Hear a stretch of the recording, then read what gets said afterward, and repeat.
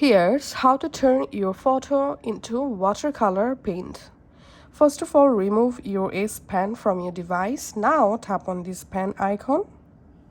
Here select Drawing Assist. Now select Watercolor and tap on Photo.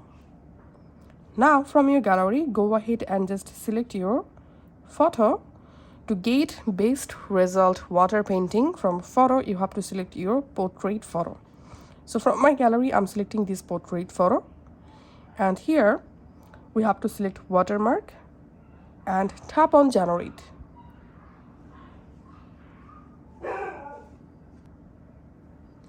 And as you can see, a beautiful watercolor painting has generated with my photo.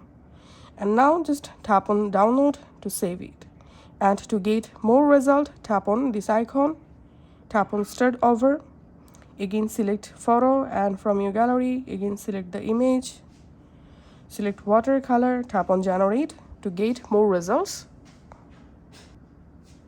And that's it.